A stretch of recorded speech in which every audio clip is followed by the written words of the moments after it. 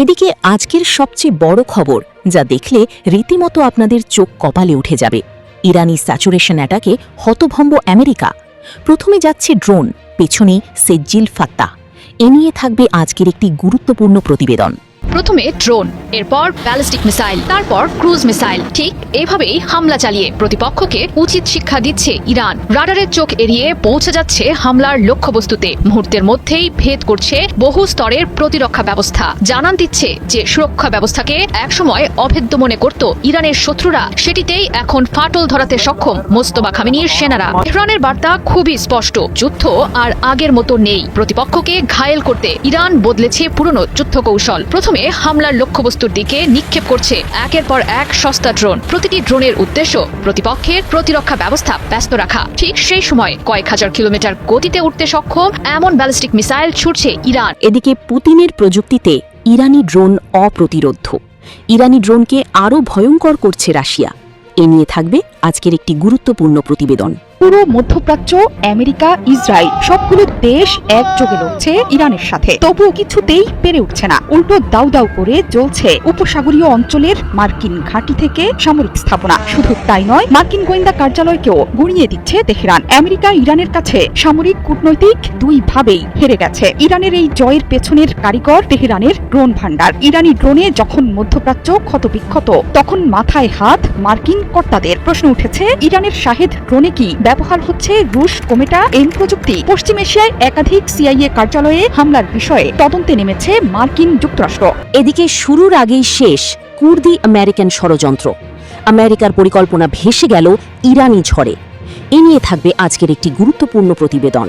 যে ইরাকের কুর্দিদের ঘিরে বছরের পর বছর নিজেদের প্রভাবের দুর্গ গড়ে তুলেছিল যুক্তরাষ্ট্র, সেই মাটিতেই মার্কিন ঘাঁটির কবর রচনা করল খামেনির যোদ্ধারা। ইরানের মিসাইল ঝড় আর ড্রোনের আঘাতে নিশ্চিহ্ন হয়েছে ইরাকের ইরবিলে অবস্থিত আমেরিকার সকল সামরিক ঘাঁটি। তেহরানের ভাষ্য, ইরবিলে থাকা মার্কিন সামরিক অবকাঠামোর প্রায় সবই আইআরজিসির হামলায় ধ্বংস হয়ে গেছে। আরও ভয়ঙ্কর বিষয় হলো, আগের চেয়ে অনেক বেশি নির্ভুল ও বিধ্বংসী নতুন প্রজন্মের ড্রোনও নাকি যুদ্ধে নামিয়েছে ইরান। এ বিষয়ে আমেরিকা কোনো আনুষ্ঠানিক প্রতিক্রিয়া না দিলেও বিশ্লেষকরা বলছেন, মধ্যপ্রাচ্যে সত্যি ভেঙে পড়েছে আমেরিকার দীর্ঘদিনের কৌশল। এদিকে ইউক্রেনকে কাঁপিয়ে দেওয়ার হুমকি ইরানের। কাস্পিয়ানে হামলা, ইরানের কঠোর হুঁশিয়ারি। এ নিয়ে থাকবে আজকের একটি গুরুত্বপূর্ণ প্রতিবেদন।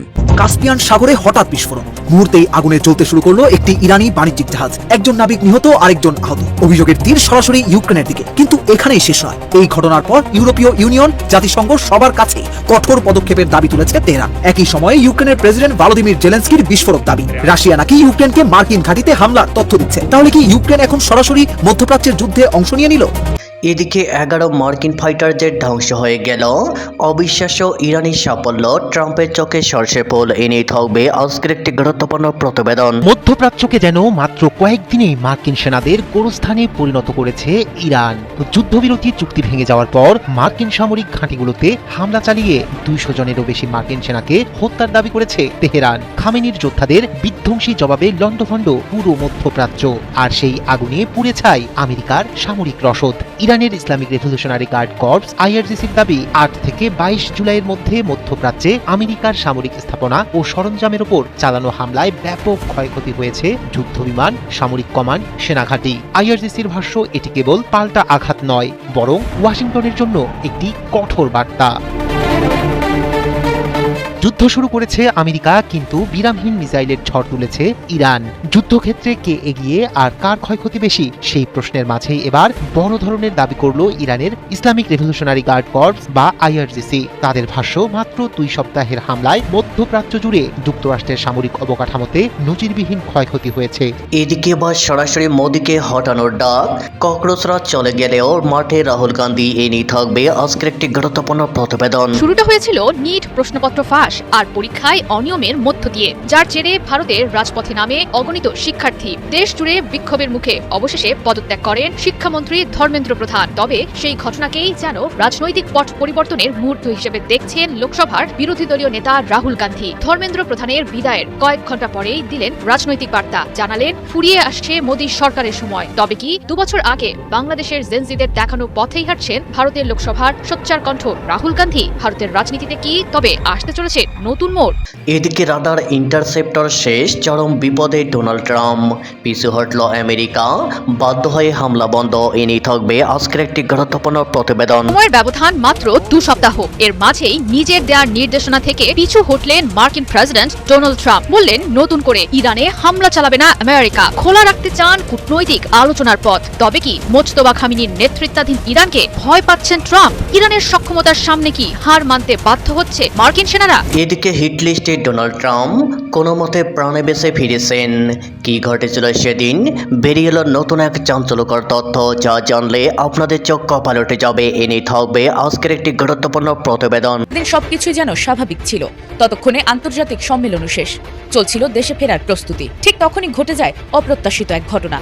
মুহূর্তেই বদলে যায় সমস্ত পরিকল্পনা। কেন হঠাৎ বিমান পরিবর্তন করলেন মার্কিন প্রেসিডেন্ট ডোনাল্ড ট্রাম্প? এতদিন যাচ্ছিল রহস্য, এবার সামনে এসেছে তার পেছনের চাঞ্চল্যকর কারণ। এদিকে ইরানের পাল্টা হামলায় 200 জনের বেশি মার্কিন সেনা নিহত। এ নিয়ে থাকবে আজকের একটি গুরুত্বপূর্ণ প্রতিবেদন। আজ 27 জুলাই 2026। দর্শক বন্ধুরা, ইরান দাবি করেছে গত 2 সপ্তাহে তাদের চালানো সামরিক অভিযানে 2 শতাধিক মার্কিন সেনা নিহত হয়েছে। আহতের সংখ্যা নাকি এর থেকেও অনেক বেশি। একই সময়ে মার্কিন সংবাদ মাধ্যমের প্রতিবেদনে বলা হচ্ছে ডোনাল্ড ট্রাম্প আপাতত ইরানের বিরুদ্ধে নতুন হামলা বন্ধ রাখার নির্দেশ দিয়েছেন। তাই এখন সবচেয়ে বড় প্রশ্ন হচ্ছে, আমেরিকা কি সত্যি ইরানের পাল্টা হামলার চাপে এক ধাপ পিছিয়ে গেল, নাকি এটা বড় কোনো সামরিক অভিযানের আগে একটা সাময়িক বিরতি? এর পাশাপাশি ইউক্রেনকে সরাসরি সতর্ক করেছে ইরান, আর কুয়েত ইরানের বিরুদ্ধে সামরিক অভিযানে অংশ নেওয়ার দাবি অস্বীকার করেছে। আর ইয়েমেনের ভিতরে নতুন করে এমন একটা সংঘর্ষ শুরু হয়েছে যা আবারও পূর্ণমাত্রার গৃহযুদ্ধের আশঙ্কা তৈরি করছে। ইরান এখন তার আস্থার জায়গা হচ্ছে রাশিয়া এবং চীন।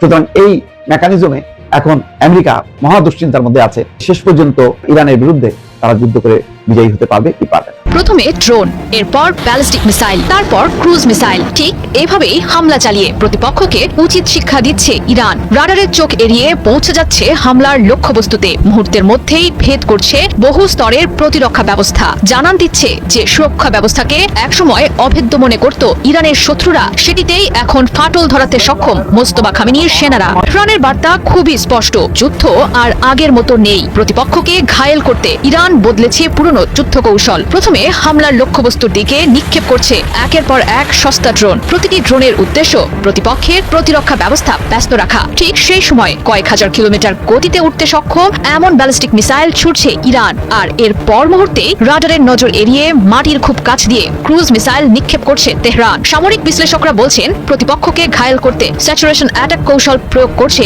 ইরান, যার মাধ্যমে দুর্বল করে দিচ্ছে শত্রুর প্রতিরক্ষার দেয়াল। ইরান বুঝে গেছে আধুনিক আকাশ প্রতিরক্ষা ব্যবস্থা একসঙ্গে সীমিত সংখ্যক লক্ষ্যবস্তু মোকাবেলা করতে সক্ষম। এ কারণে একই সময়ে ড্রোন, ব্যালিস্টিক মিসাইল আর ক্রুজ মিসাইল দিয়ে বিভিন্ন দিক থেকে আঘাত হানছে। উদ্দেশ্য ইরান বিরোধীদের প্রতিরক্ষা ব্যবস্থার উপর প্রচন্ড চাপ সৃষ্টি করা, বিভ্রান্ত করে দেয়া প্রতিপক্ষকে, যাতে করে কোন লক্ষ্যবস্তু আগে ধ্বংস হবে সেটি বুঝে ওঠার আগে নতুন একটি হামলা আছড়ে পড়ে। গেল 10 থেকে 11 দিনের টানা অভিযানে সমন্বিত হামলার কৌশল প্রয়োগ করে বেশ সাফল্য পেয়েছে ইরান। প্রমাণ করে দিয়েছে আগের চেয়ে আরো শক্তিশালী হয়ে উঠেছে তারা, যার সামনে টিকতে পারছে না ইরানের প্রতিপক্ষদের কয়েক বিলিয়ন ডলারের আকাশ প্রতিরক্ষা ব্যবস্থা। হলো শনিবার আঞ্চলিক হামলাগুলোতে ইরানের ধারাবাহিক সফলতা নিয়ে প্রতিবেদন প্রকাশ করেছে আন্তর্জাতিক সংবাদ মাধ্যম ওয়াল স্ট্রিট জার্নাল। বলছে প্রতিপক্ষের আকাশ প্রতিরক্ষা ব্যবস্থার নজর এড়ানোর জন্য নিজেদের সক্ষমতা আরো বৃদ্ধি করছে ইরান। ক্রমশ নির্ভরতা বাড়াচ্ছে বিধ্বংসী খাইবার শেকান ক্ষেপণাস্ত্রের ওপর। মিসাইলটির পাল্লা 1450 কিলোমিটার হওয়ায় এটি যুক্তরাষ্ট্রের বন্ধু উপসাগরীয় দেশ সহ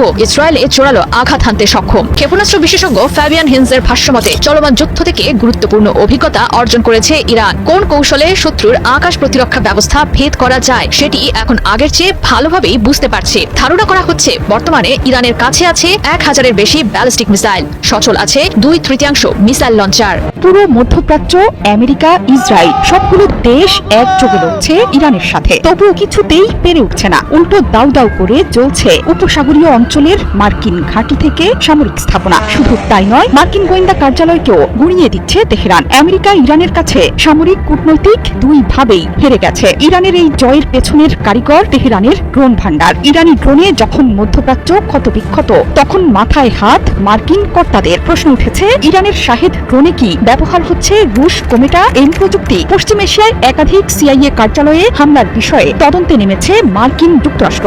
মার্কিন যুক্তরাষ্ট্রের জাতীয় নিরাপত্তার বড়স্তম্ভ সেন্ট্রাল ইন্টেলিজেন্স এজেন্সি বা সিআইএ, যেটি আমেরিকার গুপ্তচর সংস্থা বলে বিশ্বজুড়ে পরিচিত। শত্রুর ঘরের খবর জোগাতে বিশ্বব্যাপী সমাদৃত মার্কিন গোয়েন্দাদের ধারণা, সিআইএ কার্যালয়ে হামলা চালাতে ফিদায়ে শাহেদ ড্রোন ব্যবহার করেছে আইআরজিসি। এতে লাগানো আছে রুশ কোমেটা এম প্রযুক্তিও। ফলে বৈদ্যুতিক যুদ্ধ কৌশলকে অনায়াসেই ফাঁকি দিতে সক্ষম তেহরানের ড্রোনের বহর। চলতি বছরের ৩ মার্চ প্রথমবার সৌদি আরবের মার্কিন দূতাবাসে আছড়ে পড়ে বেশ কয়েকটি শাহেদ ড্রোন। পরে জানা গেছে দূতাবাসের ভেতরে যেখানে সিআইএ এর ডেস্ক রয়েছে ঠিক সেই জায়গাতেই বিস্ফোরণ ঘটিয়েছে ফিদায়ে ড্রোন। সেন্টকম জানায় পুরো দূতাবাসটিকেই ওড়াতে ওই হামলা চালায় আইআরজিসি। পরবর্তীতে আরো নির্ভুল নিশানায় হামলা শুরু করে তেহরান। সস্তা অস্ত্রের সাহায্যে যুক্তরাষ্ট্রের কোটি কোটি ডলার মূল্যের আকাশ প্রতিরক্ষা ব্যবস্থাও ধ্বংস করেছে ইরান।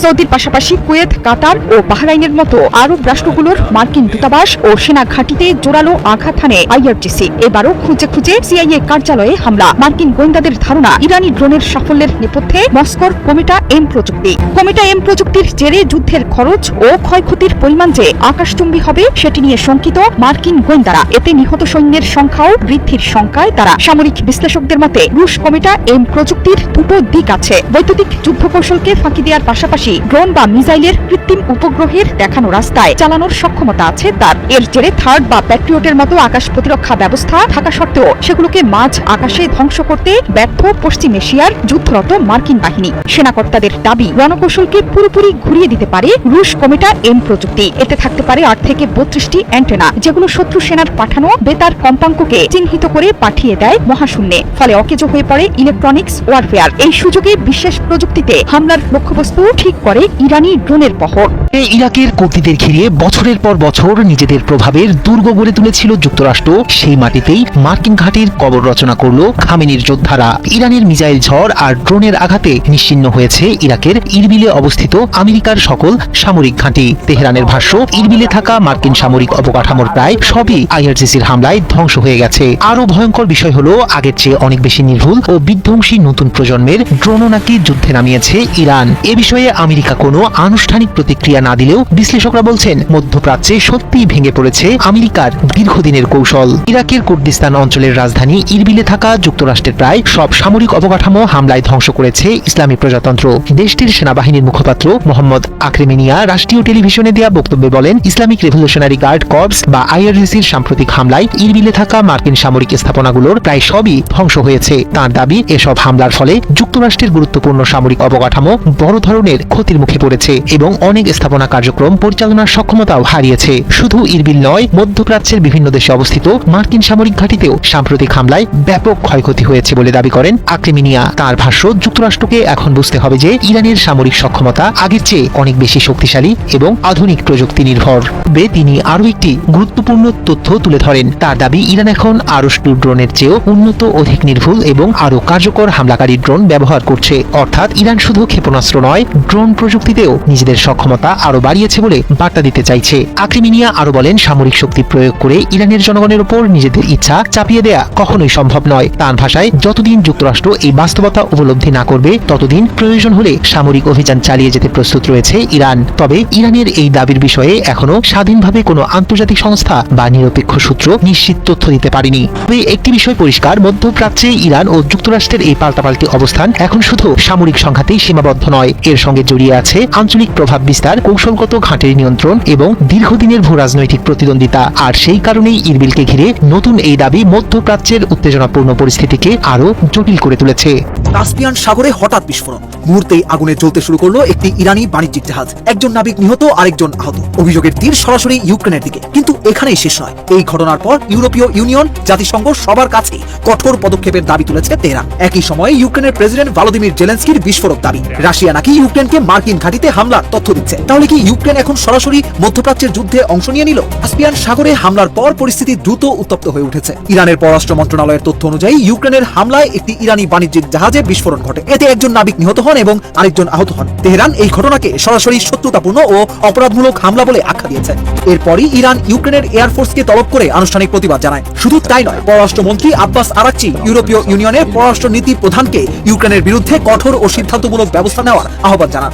অন্যদিকে ইউক্রেনের প্রেসিডেন্ট ভলোদিমির জেলেনস্কি দাবি করেছেন, ইউক্রেনের বাহিনী কাস্পিয়ান সাগরে একটি রুশ যুদ্ধ জাহাজ এবং ইরান রাশিয়ার সামরিক সরঞ্জাম বহনকারী একাধিক জাহাজে সফল হামলা চালিয়েছে। জেলেনস্কির দাবি, জুলাইয়ের শুরু থেকে রাশিয়া রাশিয়ার স্যাটেলাইট উপসাগরীয় অঞ্চলে মার্কিন ঘাঁটি ও সামরিক স্থাপনার ছবি সংগ্রহ করছে এবং সেই তথ্য ইরানের কাছে পৌঁছে দিচ্ছে। তার ভাষায় রুশ স্যাটেলাইটের নজরদারি আর ইরানের হামলার মধ্যে স্পষ্ট সম্পর্ক রয়েছে। দিকে এই অভিযোগের ভিত্তিতে একটি প্রতিবেদন প্রকাশ করেছে মার্কিন সংবাদ মাধ্যম সিবিএস। তাদের প্রতিবেদনে বলা হয়েছে, মার্কিন প্রতিরক্ষা মন্ত্রী পিট হেগসেথ কংগ্রেসে স্বীকার করেছিলেন রাশিয়া ও চীন বিভিন্ন মাত্রায় ইরানকে সহায়তা করছে, কিন্তু কয়েকদিন পরই প্রেসিডেন্ট ডোনাল্ড ট্রাম্প বলেন তিনি ভ্লাদিমির পুতিন ও শি জিনপিং এর আশ্বাসে বিশ্বাস করেন এবং তার মতে তারা সরাসরি ইরানকে সহায়তা করছে না। বিশ্লেষকদের মতে কাস্পিয়ান সাগরের এই হামলা শুধু একটি জাহাজে আঘাত নয়, এটি রাশিয়া ইউক্রেন সংঘাতকে আরো জটিল করে তুলতে পারে। কারণ ইউক্রেন এখন দাবি করছে রাশিয়া ও ইরান কার্যত একটি সমন্বিত সামরিক নেটওয়ার্ক হিসেবে কাজ করছে, আর ইরান বলছে ইউক্রেন ইচ্ছাকৃতভাবে যুদ্ধের আগুন আরো ছড়িয়ে দিতে চাইছে।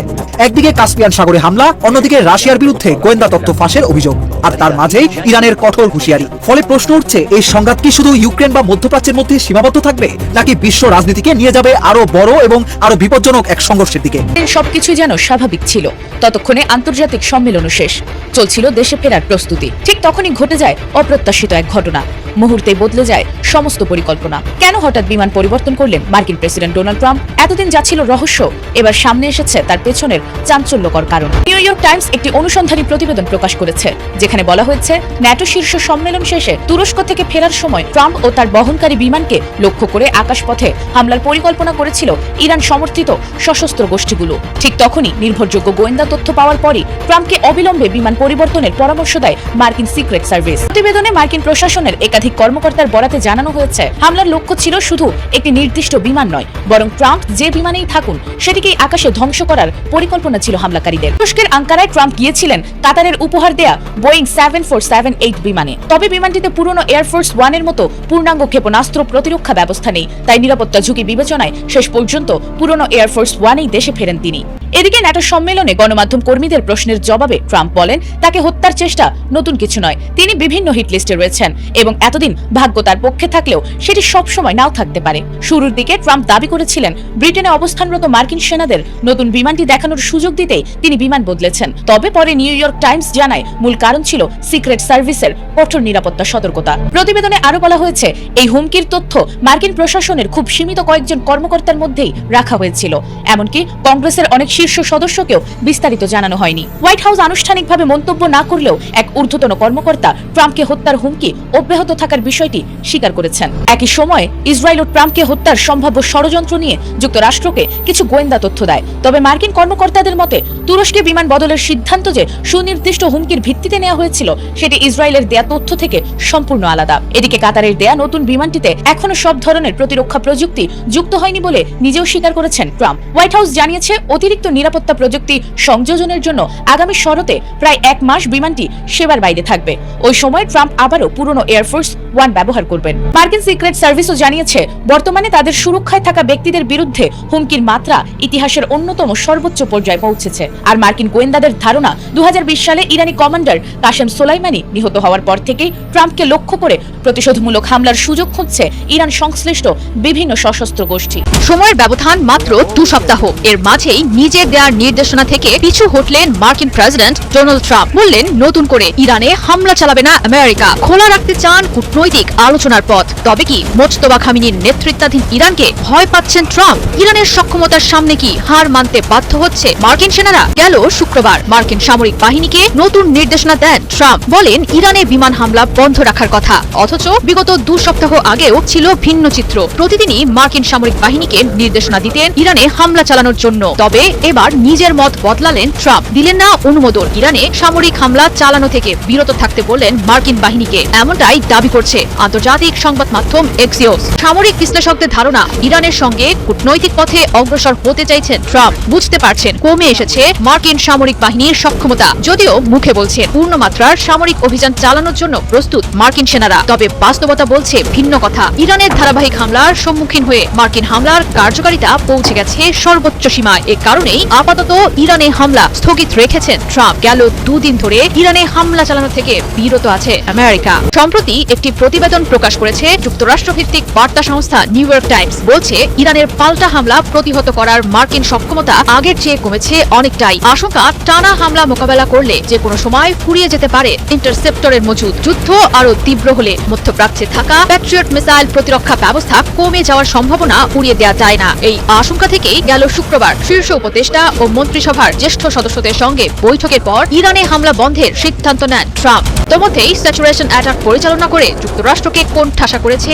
ইরান। টানা 2 সপ্তাহের হামলায় আইআরজিসি ধ্বংস করেছে মার্কিন যুদ্ধ বিমান, ড্রোন, ক্ষেপণাস্ত্র প্রতিরক্ষা ব্যবস্থা, প্যাট্রিয়ট, রাডার ও বিভিন্ন গুরুত্বপূর্ণ সামরিক স্থাপনা। হামলার ঘটনায় হতাহত হয়েছে একাধিক মার্কিন সেনা। ইরাকে থাকা মার্কিন গোপন আস্তানাও রেহাই পায়নি ইরানের হামলা থেকে। তাই এই মুহূর্তে ইরানে যে কোনো রকমের হামলা চালানো থেকে পিছু হটেছেন ট্রাম্প। কমাতে চাইছেন প্রতিরক্ষা ব্যয় ও সরবরাহ ব্যবস্থার উপর চাপ। এর মাঝেই ইন্টারসেপ্টরের মজুদ কমে গেলে পরিস্থিতি আরো জটিল হয়ে উঠবে মার্কিন সেনাদের জন্য। শুরুটা হয়েছিল নিট প্রশ্নপত্র ফাঁস আর পরীক্ষায় অনিয়মের মধ্য দিয়ে, যার জেরে ভারতের রাজপথে নামে অগণিত শিক্ষার্থী। দেশ জুড়ে বিক্ষোভের মুখে অবশেষে পদত্যাগ করেন শিক্ষামন্ত্রী ধর্মেন্দ্র প্রধান। তবে সেই ঘটনাকেই যেন রাজনৈতিক পট পরিবর্তনের মুহূর্ত হিসেবে দেখছেন লোকসভার বিরোধী দলীয় নেতা রাহুল গান্ধী। ধর্মেন্দ্র প্রধানের বিদায়ের কয়েক ঘন্টা পরেই দিলেন রাজনৈতিক বার্তা। জানালেন, ফুরিয়ে আসছে মোদী সরকারের সময়। তবে কি 2 বছর আগে বাংলাদেশের জেনজিদের দেখানো পথেই হাঁটছেন ভারতের লোকসভার সোচ্চার কণ্ঠ রাহুল গান্ধী? ভারতের রাজনীতিতে কি তবে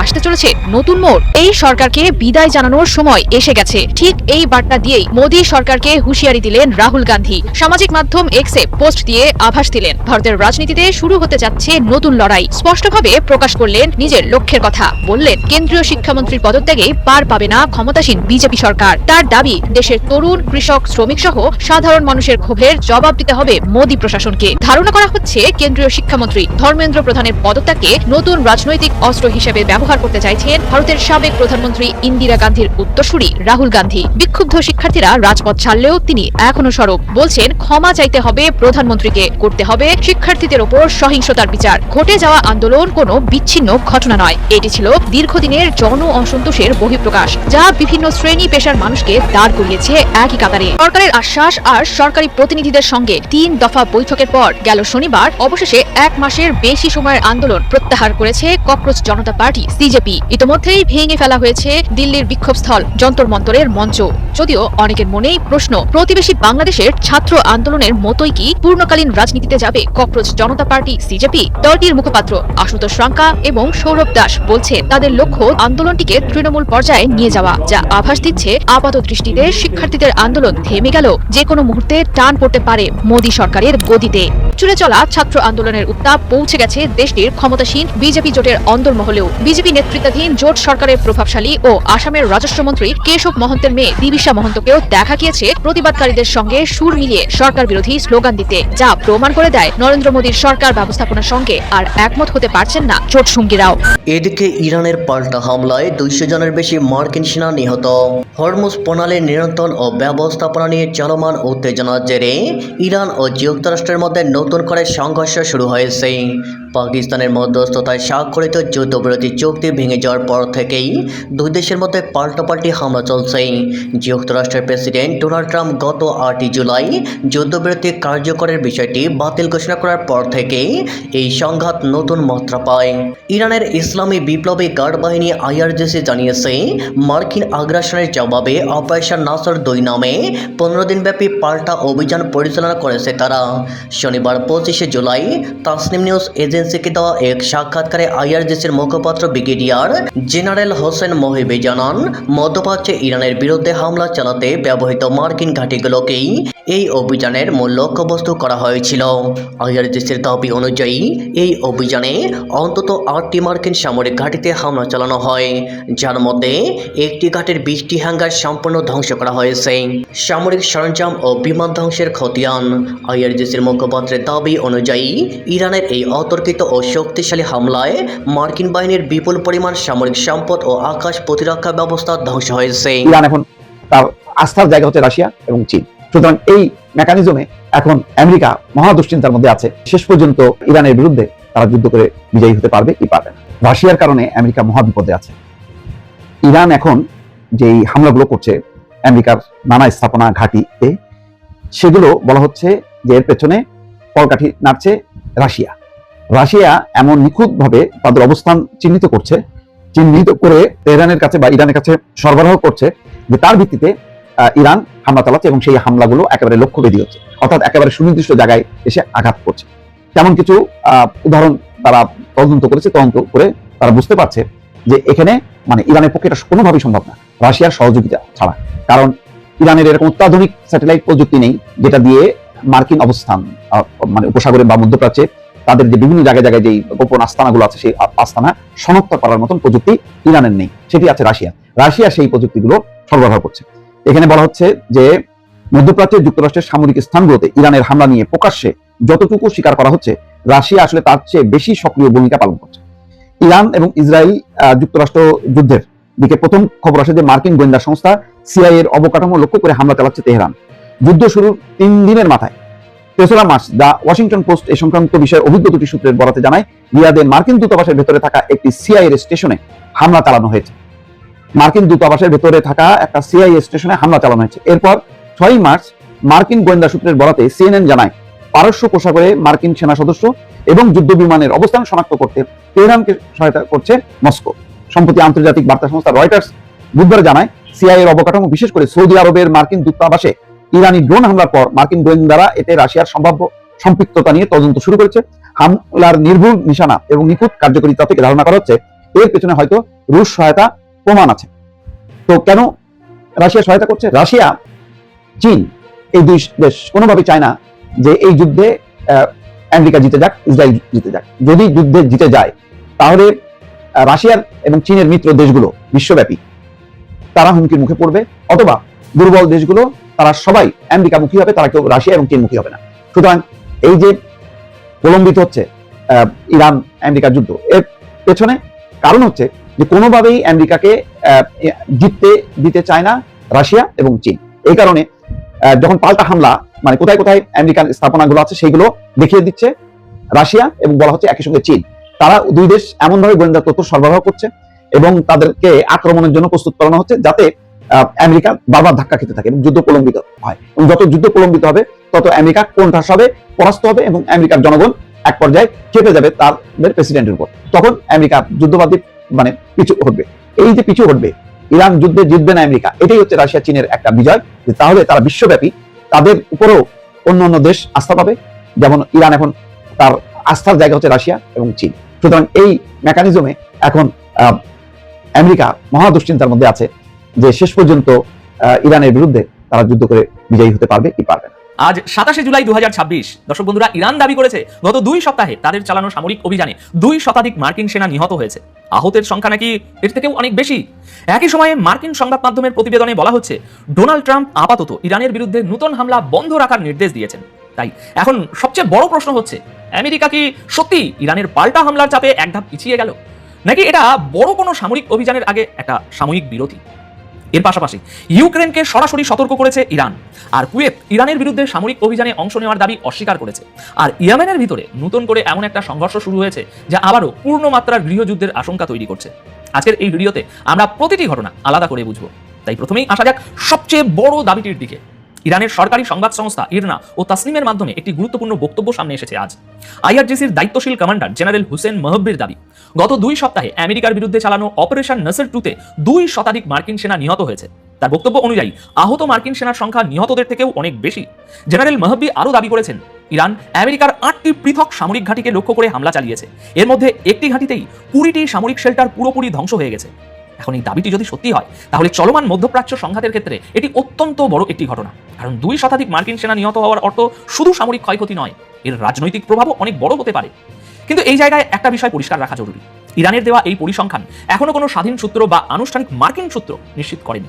অর্থাৎ এই মুহূর্তে এটিকে ইরানের দাবি হিসাবেই দেখতে হবে। ইরানি কমান্ডার আমেরিকার বিরুদ্ধে ক্ষয়ক্ষতির প্রকৃত সংখ্যা লুকানোর অভিযোগও করেছেন। তার বক্তব্য হলো, আমেরিকা যদি দাবি করে যে ইরানের হামলায় বড় কোনো ক্ষয়ক্ষতি হয়নি, তাহলে আন্তর্জাতিক সংবাদ মাধ্যম এবং সাংবাদিকদের আক্রান্ত সামরিক ঘাঁটিগুলো পরিদর্শনের সুযোগ দেওয়া উচিত, যাতে সাংবাদিকরা নিজেরাই দেখতে পারেন সেখানে ঠিক কতটা ক্ষয়ক্ষতি হয়েছে, কি হয়েছে। এখন প্রশ্ন হচ্ছে, আমেরিকা কি তাহলে সত্যি তাদের আক্রান্ত সামরিক ঘাঁটিগুলো আমাদের মতো আন্তর্জাতিক সংবাদ মাধ্যমের জন্য খুলে দেবে? বাস্তবতা হলো, কোনো দেশই সাধারণত তার সামরিক ঘাঁটির সবচেয়ে সংবেদনশীল অংশে বাইরের মানুষ বা সংবাদ মাধ্যমকে প্রবেশ করতে দেয় না। তাই মার্কিন ঘাঁটিগুলোতে প্রকৃত ক্ষয়ক্ষতির পরিমাণ কত সেটা হয়তো খুব সহজে জানা যাবে না। কিন্তু এই দাবির মধ্যেই আরেকটি বড় খবর সামনে এসেছে। মার্কিন সংবাদ মাধ্যমের প্রতিবেদন অনুযায়ী ডোনাল্ড ট্রাম্প আপাতত ইরানের বিরুদ্ধে নতুন হামলা বন্ধ রাখার সিদ্ধান্ত নিয়েছেন। গতকালও আমেরিকার পক্ষ থেকে ইরানের বিরুদ্ধে নতুন কোনো বড় হামলার খবর সামনে আসেনি, আর আজ এখনো পর্যন্ত সকাল 9টা বাজে নতুন কোনো মার্কিন হামলার তথ্য নেই। গতকাল 26শে জুলাই প্রকাশিত মার্কিন সংবাদ মাধ্যমের প্রতিবেদনে বলা হয়েছে ট্রাম্প আপাতত ইরানে নতুন হামলা না চালানোর নির্দেশ দিয়েছেন। এখন প্রশ্ন হচ্ছে, হঠাৎ এই সিদ্ধান্ত কেন? প্রতিবেদনগুলোতে যে কারণের কথা বলা হয়েছে সেটা অত্যন্ত গুরুত্বপূর্ণ। মার্কিন প্রশাসনের ভিতরে উদ্বেগ তৈরি হয়েছে যে যুদ্ধ এভাবে চলতে থাকলে মধ্যপ্রাচ্যে মোতায়েন করা আমেরিকার পেট্রিয়ট এয়ার ডিফেন্স মিসাইল এবং অন্যান্য গুরুত্বপূর্ণ অস্ত্রের মজুদ দ্রুত কমে যেতে পারে। অর্থাৎ যে এয়ার ডিফেন্স ব্যবস্থাকে আমেরিকার অন্যতম বড় সামরিক শক্তি হিসাবে দেখা হয় সেটি দীর্ঘমেয়াদী যুদ্ধে একটি বড় দুর্বলতায় পরিণত হতে পারে। নিউ ইয়র্ক টাইমস এবং এক্সিওসের প্রতিবেদন অনুযায়ী শুক্রবার ডোনাল্ড ট্রাম্প তার শীর্ষ উপদেষ্টা এবং মন্ত্রিসভার জ্যেষ্ঠ সদস্যদের সঙ্গে বৈঠক করেন, আর সেই বৈঠকের পর তিনি মার্কিন সামরিক বাহিনীকে নতুন হামলা বন্ধ রাখার নির্দেশ দেন। তবে এই সিদ্ধান্তটি শুধু কয়েকদিনের জন্য নেওয়া হয়েছে নাকি আমেরিকা কূটনীতিকে আরেকবার সুযোগ দিতে চাইছে সেটা এখনো পরিষ্কার নয়। একই সঙ্গে প্রতিবেদনে এও বলা হয়েছে প্রয়োজন হলে নতুন করে বড় সামরিক অভিযান শুরু করার প্রস্তুতিও মার্কিন বাহিনী ভিতরে ভিতরে চালিয়ে যাচ্ছে। অর্থাৎ যুদ্ধ শেষ হয়ে গেছে এমন সিদ্ধান্তে পৌঁছানোর কোনো সুযোগ নেই। এখন পুরো হিসাবটা একটু বুঝুন। ইরান কোনো আনুষ্ঠানিক যুদ্ধবিরতি চুক্তিতে স্বাক্ষর না করেও তাদের মিসাইল ও ড্রোন হামলার মাধ্যমে আমেরিকার উপর সত্যিই চাপ তৈরি করেছে। ইরানের তুলনামূলক কম দামের মিসাইল এবং ড্রোন ঠেকাতে আমেরিকাকে অত্যন্ত ব্যয়বহুল ইন্টারসেপ্টর মিসাইল ব্যবহার করতে হচ্ছে লাগাতার। মানে একদিকে আসছে একের পর এক কম দামের মিসাইল ও ড্রোন, অন্যদিকে সেগুলো ঠেকাতে খরচ হচ্ছে বহুগুণ বেশি দামের এয়ার ডিফেন্স মিসাইল। এখন এই প্রক্রিয়া দীর্ঘদিন চললে শুধু অস্ত্রের মজুদই কমবে না, বিপুল অর্থও খরচ হবে। সংবাদ মাধ্যমের বিশ্লেষণ অনুযায়ী এই যুদ্ধের কারণে ইতিমধ্যেই বিলিয়ন ডলারের অস্ত্র ও সামরিক সম্পদ খরচ হয়েছে। আর ঠিক এই কারণেই ইরানের কৌশলটি গুরুত্বপূর্ণ। ইরান শুধু সরাসরি ক্ষয়ক্ষতি করার চেষ্টা করছে না, তারা এমন একটি যুদ্ধের পরিস্থিতি তৈরি করতে চাইছে যেখানে প্রতিপক্ষকে প্রতিটি হামলা প্রতিহত করতে অত্যন্ত ব্যয়বহুল অস্ত্র ব্যবহার করতে হয়। কিন্তু এখানেই পরিস্থিতি নতুন দিকে মোড় নিচ্ছে। আমেরিকা আপাতত হামলা বন্ধ রাখলেও ইসরায়েল মনে করছে ডোনাল্ড ট্রাম্প খুব বেশি দিন নিজেকে থামিয়ে রাখতে পারবেন না। আজ 27শে জুলাই প্রকাশিত ইসরায়েলি সংবাদ মাধ্যমের প্রতিবেদন অনুযায়ী ইসরায়েলি বাহিনী এই সপ্তাহের শেষ দিকে ইরানের বিরুদ্ধে একটা বড় ধরনের সামরিক উত্তেজনা বাড়ানোর প্রস্তুতি প্রায় নিয়েছিল। কিন্তু শেষ মুহূর্তে এই যে ট্রাম্প নতুন হামলার অনুমোদন দেননি, এটাই কারণ। ইসরায়েলি কর্মকর্তারা অবশ্যই এই সিদ্ধান্তকে যুদ্ধ বন্ধ হিসেবে দেখছেন না। তাদের বক্তব্য অনুযায়ী এটা শুধু একটা ছোট্ট বিরতি। আমেরিকা একদিকে হামলা বন্ধ রেখেছে কিন্তু অন্যদিকে সামরিক প্রস্তুতিও অব্যাহত রেখেছে। তারা বলছে 24শে জুলাইয়ের কিছু ছবিতে নতুন হিমার্স ব্যবস্থা মধ্যপ্রাচ্যে নিয়ে আসা হচ্ছে বলে দেখা গেছে। মার্কিন সেনাদের সেগুলো ওঠানামানোর কাজ করতেও দেখা গেছে। প্রতিবেদন অনুযায়ী গত কয়েক সপ্তাহে আমেরিকা কয়েক ডজন যুদ্ধ বিমান, এয়ার ডিফেন্স ব্যবস্থা, আকাশে জ্বালানি সরবরাহকারী বিমান এবং বিপুল পরিমাণ অস্ত্র ইসরায়েলে পাঠিয়েছে। অর্থাৎ একদিকে হামলা বন্ধ, অন্যদিকে অস্ত্র ও সামরিক সরঞ্জাম একেবারে জড়ো করা হচ্ছে। আর এখানেই প্রশ্ন তৈরি হচ্ছে, এটা কি সত্যিই কূটনীতির জন্য সুযোগ নাকি নতুন হামলার আগে অস্ত্রের মজুদ পূরণ করার সময় নেওয়া হচ্ছে? একজন জ্যেষ্ঠ ইসরায়েলি কর্মকর্তা দাবি করেছেন আমেরিকা ও ইরানের মধ্যে কোনো সমঝোতা হওয়ার সম্ভাবনা প্রায় শেষ হয়ে গেছে। তার বক্তব্য অনুযায়ী শেষ পর্যন্ত ডোনাল্ড ট্রাম্পের সামনে বড় হামলার নির্দেশ দেওয়া ছাড়া আর কোনো পথ থাকবে না। তবে এই মুহূর্তে নিশ্চিতভাবে বলা সম্ভব নয় ট্রাম্প কি সিদ্ধান্ত নেবেন। ইসরায়েলিদের কথাবার্তা, ইরানের পাল্টা হামলার কারণে আমেরিকা সাময়িকভাবে পিছিয়েছে এমন সম্ভাবনা রয়েছে। আবার এটিও সম্ভব আমেরিকা তাদের ইন্টারসেপ্টর মিসাইল এবং অন্যান্য অস্ত্রের মজুদ বাড়িয়ে নতুন করে আরও বড় হামলার প্রস্তুতি নিচ্ছে। আগামী কয়েকদিনের ঘটনাই হয়তো এই প্রশ্নের উত্তর দেবে।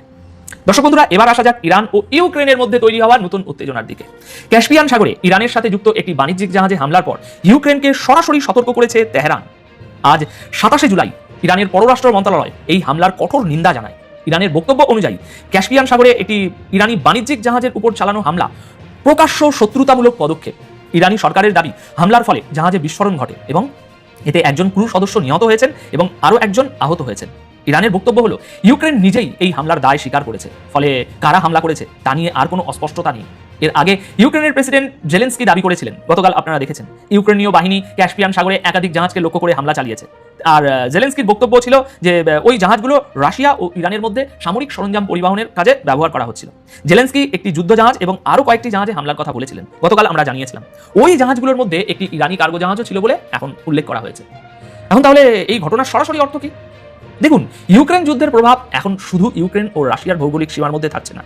রাশিয়া ও ইরানের মধ্যে সম্ভাব্য সামরিক সরবরাহ ব্যবস্থাকে লক্ষ্য করে ক্যাস্পিয়ান সাগরে হামলা চালানো হলে সেটা ইরান ও ইউক্রেনকে আরও সরাসরি সংঘাতের দিকে নিয়ে যেতে পারে। ইরান যে ভাষায় আজ প্রতিক্রিয়া জানিয়েছে তাতে বোঝা যাচ্ছে তারা এই ঘটনাকে সাধারণ একটা জাহাজে হামলা হিসাবে মোটেই দেখছেন। দর্শক বন্ধুরা, এবার আসা যাক কুয়েতকে ঘিরে বিতর্কের দিকে। গত কয়েকদিন ধরে দাবি করা হচ্ছিল কুয়েত এবং বাহরাইন ইরানের বিরুদ্ধে সামরিক অভিযানে অংশ নিয়েছে, কিন্তু এখন কুয়েতের পক্ষ থেকে এই দাবি সরাসরি অস্বীকার করা হয়েছে। আজ 27শে জুলাই ইরানের মেহের নিউজ এজেন্সির প্রতিবেদনে কুয়েতের বক্তব্য তুলে ধরা হয়। আমেরিকায় নিযুক্ত কুয়েতের রাষ্ট্রদূত শেখ আল সাভা ওয়াল স্ট্রিট জার্নালের একটি প্রতিবেদনকে মিথ্যে ও ভিত্তিহীন বলে উল্লেখ করেছেন। ওই প্রতিবেদনে দাবি করা হয়েছিল যে কুয়েত ইরানে হামলা চালানোর জন্য তাদের যুদ্ধবিমান পাঠিয়েছে, কিন্তু কুয়েত আজ বলছে তারা ইরানের বিরুদ্ধে কোনো সামরিক অভিযানে এখনো পর্যন্ত অংশ নেয়নি।